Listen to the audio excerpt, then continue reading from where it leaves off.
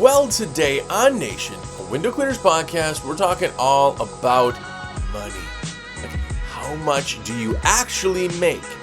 This is going to be one of the most eye-opening episodes that we've done because every time I've done this with somebody, it shocks them. They are way off. So if you're a window cleaner, pressure washer, anybody who wants to just hang out and watch or listen to a podcast about window cleaning business, well, hey, stay tuned to WCR Nation. What's up, everybody? Jersey here from windowcleaner.com, and you are here. What is up? If it's your first time here, have a look around. Hundreds of hours. This has been going on for almost 10 years, so you got to go back, listen if you want. Go ahead and follow it now, because even if you don't go follow it and listen, catch up and all that stuff, I want you to be a listener from here on out. Listen while you work. Be in your business. Always be better at business. Anyway, if it's not your first time here, then you already know that. And thank you. Thank you for coming back and making this a thing I do. So thank you.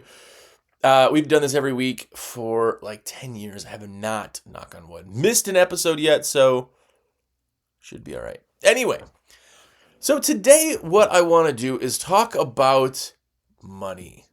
And this is an interesting one because it's a big debate over a lot of window cleaners. If you've been in any groups, you've probably seen it.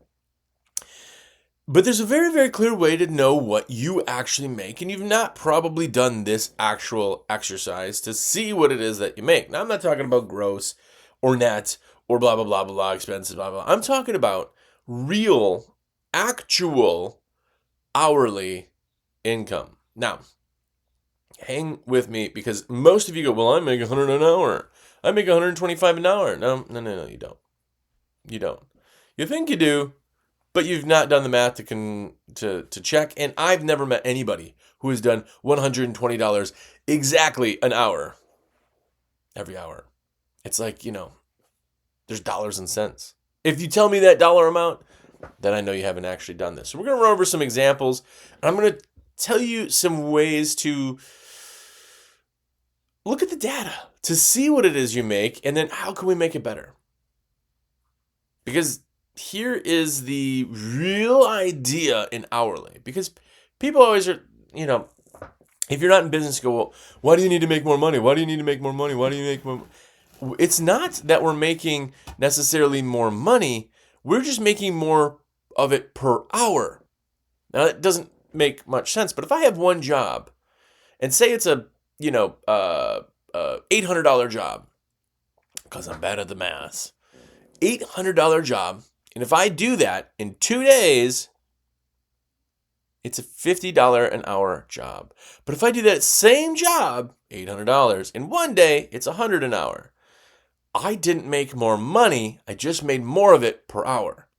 Now, where this all kind of comes into why we're so stinking focused on that, there's only 365 days of the year. And for all of us, nobody works 365 days, right? There's obviously weekends. If you don't work weekends, then you remove 2 days every week the entire year, right? You pull off like 100 days, okay? That's just if you don't work weekends. So not at 365 days, you're at 265 days. But I'm guessing you might go on vacation. That's like a week, right? Take off another 7 days. You're at like 258 days. That is if you only take one vacation of 1 week, you don't take any holidays off, you don't take any other breaks, and there's no winter, there's no off season, there's no slow season. So all that, and we're already at 250 days. Now let's go ahead, we'll take another week, because we're going to do 2 weeks, right? Take another one off there, now you're at 251 days. Now you have the holidays. Let's go ahead and say we're not working on Christmas, or maybe Christmas Eve, or New Year's Eve, or Thanksgiving, or any of the other holidays. And even if you don't celebrate holidays, your customer might. So you are going to still not be working on those days because, again, we work for our customer. If our customer doesn't have those days, then it's not something that they want us to be there, right? Let's take that off. In all of those days and pre-days and all of that other stuff, maybe we remove another 2 weeks, right? Now we're at like 230 days. And that again is with no off season. Right? You see what I'm doing here is I'm shrinking it down an entire year. You're only working potentially everything, and you can work year round, and there's no winter, 230 days. You have to make as much as you can in those 230 days to create this company, right? In 230 days, and again, not with winter. I mean, realistically, you're more like 180 days. Actually, it'd be even less than that in actual usage when you think about how many you're doing. Say you don't work much in January or February or December or whatever that ends up working. You're just taking more and more days off. You take another 30 days off, you're at 200 days. That's only 30 more days, right? So when you look at this, you're working under 200 days. On average, maybe about 180 days a year. You have to make all of your money in those days, regardless of the size of company. If you're a $10 million a year company, which I am not telling you to do that or that you have to, but just for numbers, you still have to make the 10 million in 180 days. If you're a $100,000 company, you have to make that in 180 days, right? So if we can make more of it per hour, we have the same amount of days to make that more amount of money. And then we work into our efficiency, and then you go, okay, if our guys are working at absolute peak efficiency, here's how much we can make if everything in weather goes right. That means no rain days, none of this other stuff, right? All of that, what can I make? So when we look at our days and how much we're actually making per hour, it is absolutely the most important number in our entire business, because the gross and net are nice, right? Gross is for show. I'm going to tell you my gross, right? Net is for no. I'm going to know what my net is. Net, meaning what you make after all expenses, is what you actually profit. That's a very important number. But that number does not tell us how many hours we worked or how much effort we put into it, right? So now let's go back to our time. We have 180 days, okay? In those 180 days, if we can do $125 an hour instead of $100 an hour, or instead of $70 an hour or $50 an hour, we make the same amount of money, but in a shorter period of time. Meaning we can then add more jobs in to make more and be more efficient, making the most that we can in our time and our staff, or go live on a beach for a month. If you're in a cold climate, a lot of companies do like shutdowns. They'll shut down and we don't work the month of December. We don't work the month of January, whatever that might be. If that's your case, you don't do route or any of that other stuff, you have to make that and then have the money for that. So the more you make, the more you have kind of on that top, right? But we only find that out from data. The only thing we can do is put the data together to see what that actually looks like. What does the data say?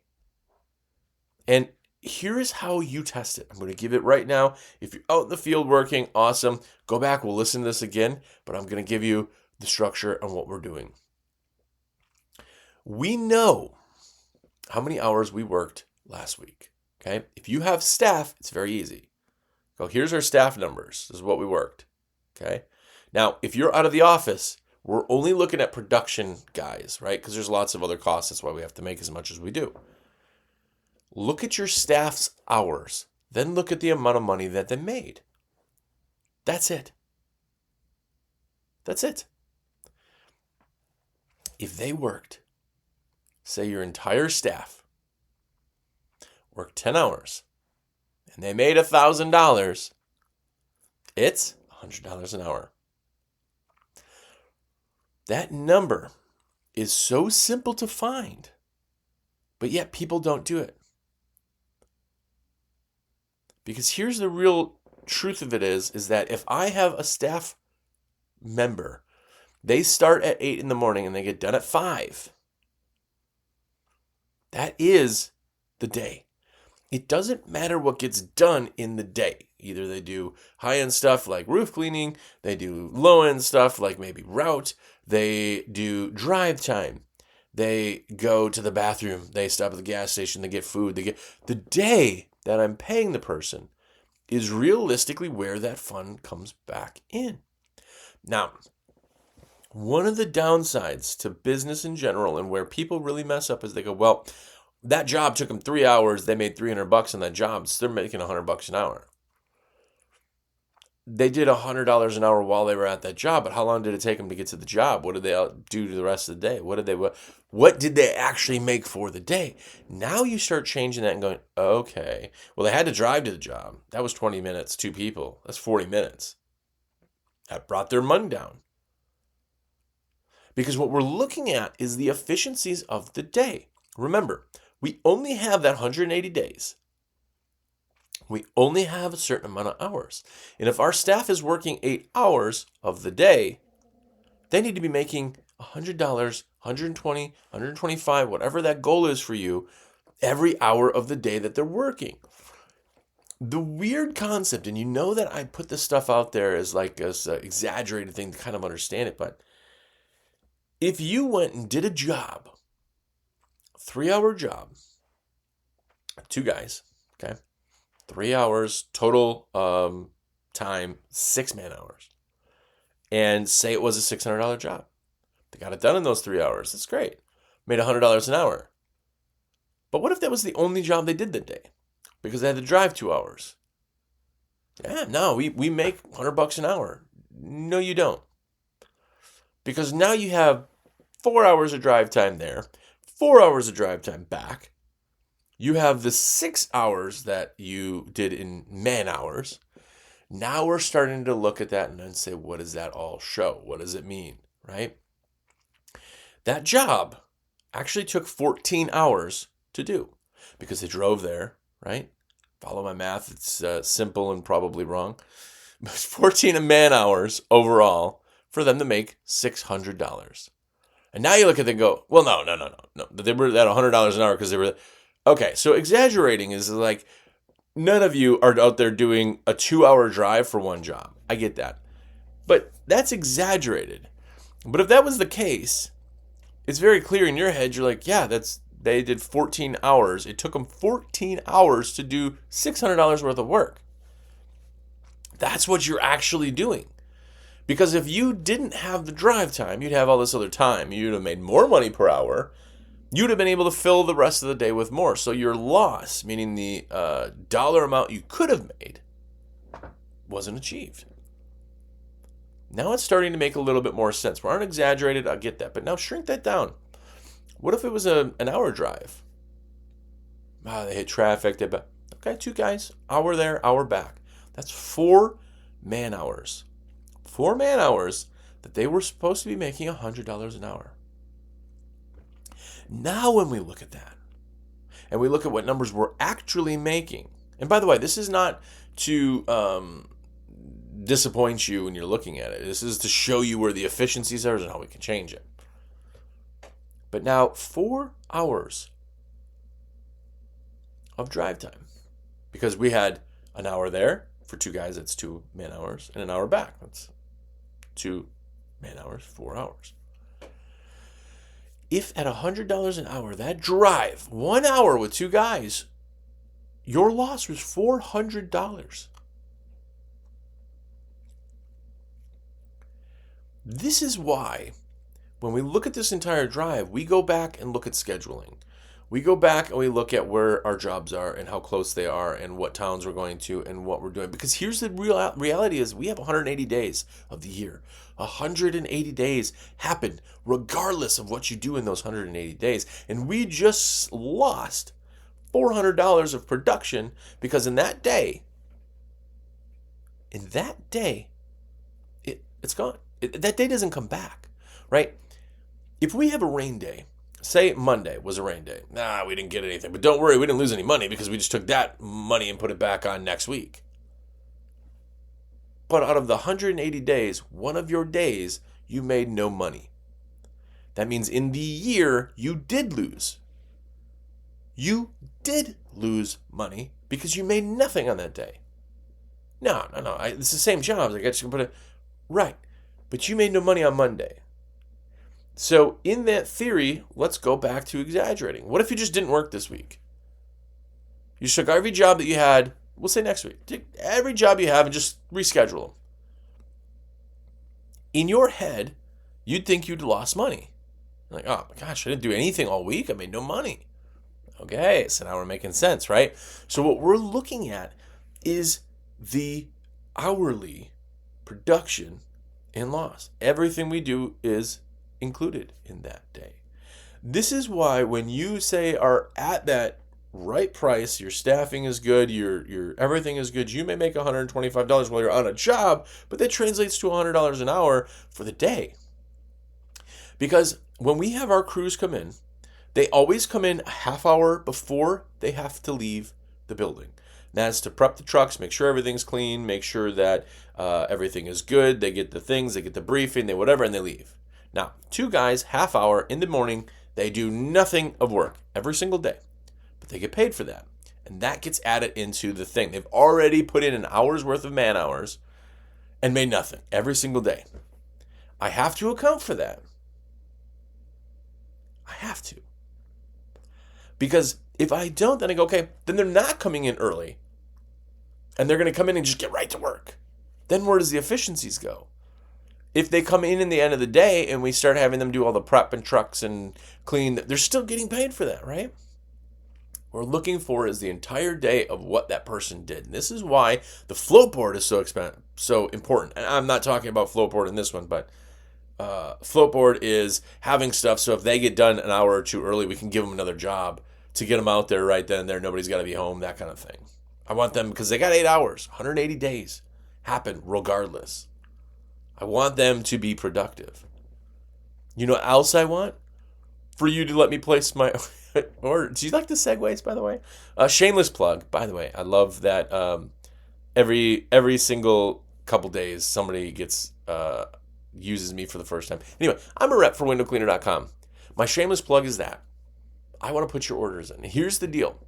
I'm going to help you with anything and everything question-wise. You have a resource in your back pocket of me, and just let me put your orders in, because I get credit for it. It costs you not 1 penny extra to have that. It's a literal free service, and you need supplies. So give me a call. Better yet, shoot me a text at 862-312-2026. Do that. By the way, if you're watching the video, yes, I have counters for all my social media stuff. Jump on and follow me on all that. The TikTok one went off yesterday. I had a giveaway that I'm doing, and it really popped off for followers. So if you want to do that, find me there. Also, American Window Cleaner Magazine is the greatest magazine ever for window cleaning. Literally, you're listening to a podcast now. You also need a magazine. Why? You're like, I don't need another thing. It just keeps your brain in it.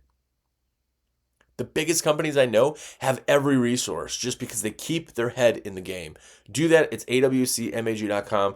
It's an awesome magazine. Genuinely great information, but you also get custom stickers. You get awesome pictures. You get enough stuff to kind of keep you interested and your head in the game. Also, jobbers down below. We have 20% off of the greatest CRM that I've ever used down below. 15% off print. Also in the codes, so go and do that. By the way, if you guys ever need those codes and you can't find them, just text me. 862-312-2026. I'll shoot them to you. Anyway, I get credit for those, by the way, too. So if you're really jumping on the bandwagon of, hey, Jersey can afford to buy shirts or whatever, then that would be amazing. So anyway, okay, we're going back to it. So why is our hourly not as high? Because we've now run the numbers as we thought. It's actually kind of simple to break down, right? The biggest culprit is going to be travel. It's the scheduling part. And I think this is the hardest part to get into because it's almost impossible to do it efficiently when you're smaller. Let me tell you what I mean. If you have a service area of an hour, we'll say, right? 30 minutes out each way, an hour, we'll say. If you go 30 minutes to the north and do a job, and then you go 30 minutes past your location the other way, that's an hour drive. And if there's 2 people, that is 2 hours man hours to get from one job to the next, not including the 30 minutes to get from your friend there. That's another hour. And then going from the second job back is another hour. So we got 1, 2, 3, 4, 4. We have 4 man hours to do those 2 jobs. Now, if you were big enough to do this, or at least in the mindset to do this, you would plan all of the jobs that are over there in the north together. Because I only got like a 5-10 minute drive, right? And then I got to go back. I get so much more done over there. Instead of 4 hours, I just did it in 15 minutes. I didn't waste 4 hours of drive time. But here's what almost all of you do. And this is the biggest efficiency loss that you absolutely have. This is as close to like not using water fed if you're doing projects. Okay? And I'll explain what I mean. When you have a ton of jobs, you can schedule, okay, Tuesdays we're always over here. Wednesdays we're always in this town, right? We block it out. When you go back the other way, what you're doing, more than likely, somebody calls and goes, hey, well, window cleaning, blah, blah, blah. You go, oh, awesome, our next available appointment's Tuesday at noon. You looked at the calendar and saw where is there a gap and put it there, and it did not matter to you on where you put the person. Like, where are they in conjunction with everybody else? You didn't even check. Because what you're doing is you're front loading your schedule. You're just, as soon as there's an available appointment, you give it to them. Well, guess what? The customer doesn't know if Tuesday's the day or Thursday's the day. Because Thursday, you're always in that city. If I put all of them on Thursday in that city, I will make more money per hour. I will make more money per year.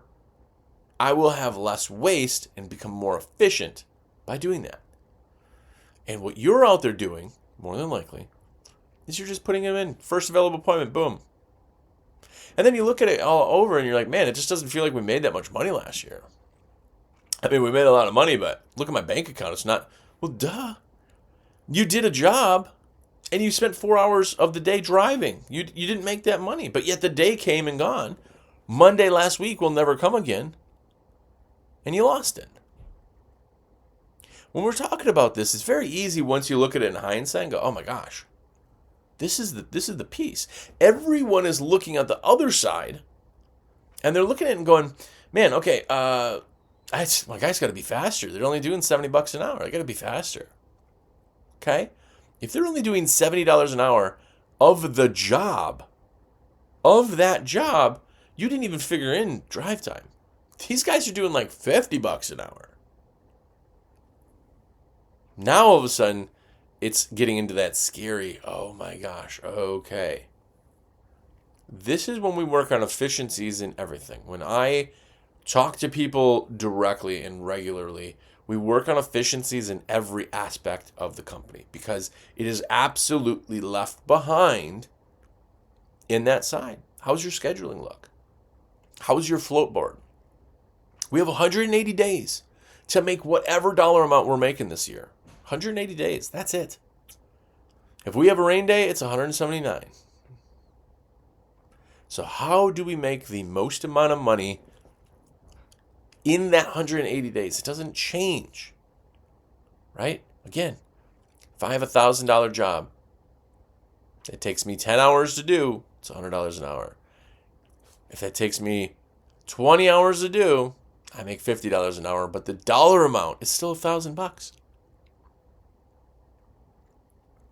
These are where the efficiency side of scheduling, the efficiency side of tracking is so absolutely vital. And the biggest thing in this entire piece, if you take one bit of information from me, it is to audit yourself. It's to go with your guys. If you got newer guys, it's going to be more frequently, but we did it like every quarter. I show up to the guy's job, and I just hang out for like an hour. I'd watch how they do it, watch how they talk, what do they do, and I give them Just so when you go, I'm gonna get you guys bigger pouches so you can carry more towels. So you don't have to keep going back and forth the truck. I noticed when you got to the job, you always refresh the water. But don't worry, if you're doing 3 gallons in like a 6-gallon bucket, you can use that water all day unless it gets skunky, right? Whatever those little things are, you're gonna be better.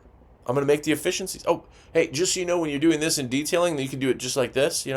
Try it like that. It'll double your time in your detailing. Oh man, that's awesome. I'm going to audit. I'm going to look and give them absolutely a ton of suggestions. That's an on-site audit. But on the backside, I'm auditing everything else. When did they get gas for the trucks? When did they stop to go to the bathroom, to eat, right? What did they do beforehand? What did they do afterwards, right? What did they do when they get to a job? Did they sit around for 10 minutes and talk and get everything ready and documents to then go talk to the customer? All of those things are the efficiencies that equate to your dollar amount per hour, which means in 180 days, the more you make per hour, the more you can make in the year. And I want to go on record by saying that I am not money hungry. That is not what I'm talking about. But when you're a healthy company, the more you make in those hours, that's when you get to the point of absolute efficiencies and what we call saturation. There are companies out there who are giant and they're doing $1 million a year and making barely any money because guess what? They have one crew, super inefficient. They bring on another truck. Now they got 2 trucks, both being super inefficient. They're like, man, we're so busy, we need another one. But they're not profiting anything. They're not working on the efficiencies. They're just like I'm just going to settle with what they're doing and I got to bring on another one. Now guess what? I got a truck payment, insurance payment, equipment. I got more crew. I now have 6 employees that could be done with 2. Growth in employees does not matter. The efficiencies matter. And you and I know companies out there that run that way. I personally know a franchise that runs that way. They just always add new trucks instead of working on efficiencies. They're slow and inefficient. They got lots of trucks, right? When you look at that and you look at everything else, they had the same amount of days. You still have 180 days. And instead of having 2 employees working efficiently 180 days, they got to have 6 to do the same 180 days. And all of those other expenses come in. And now you look at it and the profits are low. This is why gross doesn't matter. This is why size doesn't matter. It's strength. 1000% is. There's lots of pieces to the puzzle and there's a lot of pieces that you're not doing. That's your auditing. It's your efficiencies. It's your scheduling. It's huge. So here's what I want to do. We always do this kind of leave a comment. Listen, if you've never left a comment for me before, I want you to leave a comment now. I want this because I personally don't care what this number is. Nobody else is caring what the number is, but I want you to be held accountable. So this is why you're going to post it. I want you to look last week.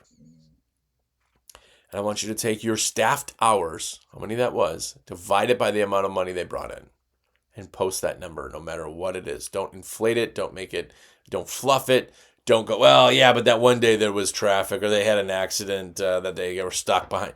I want you to put the exact dollar amount in the comments of what they made per hour. You don't have to tell me how many staff there are. You don't have to tell me. I'm going to say, if you had X amount of dollars and you have 10 staff, what does that equate to every hour? How many hours were they paid for? Because I want you to post this and see how shocking of a number it is. Because most of you out there are like, no, we charge. We're not the cheapest. We charge like $125 an hour. Look at this number. Look at what the actual number is. I hope that number shocks you enough to want to investigate and improve that. The best companies that I've ever seen, ever been around, ever had the chance to look at, work on that number, those pieces. And once you actually see it and go, oh my gosh, oh geez, and you start working on it, it will improve incredibly fast. And it's very, I don't want to say easy. I never want to use the word easy, but you know what I'm saying. It's going to be very friction free to start to improve it. Now, when you get to the point where you're like, man, we're at $100 an hour when I'm running those numbers, I've been working on this hard. It is going to be harder to go from 100 to 125 in that exact thing, because that does come down to staffing speed and all this other stuff. But working on those efficiencies, guess what? If I make more per hour, I still have 180 days. What I do with those 180 days, either I pack up the work if I got it and I can get it and I can hustle to get that, or the staffing works less, which means I have more time off, if that's what you want to do. The efficiency side and how much you really and actually make is shocking. So I want to see that. Do me this solid. If you've never even commented, please do comment. Follow me also on Spotify if you're already there. That'd be super rad. Plus, obviously, again, if you're watching the video, there's counters. Doing a big push for followers on that stuff, so go do that. But second shameless plug of the day, I want to be a rep. That is literally how I make money, is I put in orders. I hope all of my content helps people. That's genuinely what I'm trying to do. I've done this for so long that I know in my heart of hearts that I've helped people, which is absolutely awesome. And in turn, they let me put orders in. They help me back. That's awesome. It's a virtual high five of greatness. So appreciate that. Please go do that. 862-312-2026 is my cell. Let me know how and what I can do to help. Genuinely, it would be amazing. Also, discount codes are down below. If you can't find them, please let me know. I will get those out to you. 862-312-2026. Shoot them off. But either way, get a subscription to the magazine. Be and know your numbers, but more importantly, until next week, go out there and be awesome. No, wait. Go out there and be epic.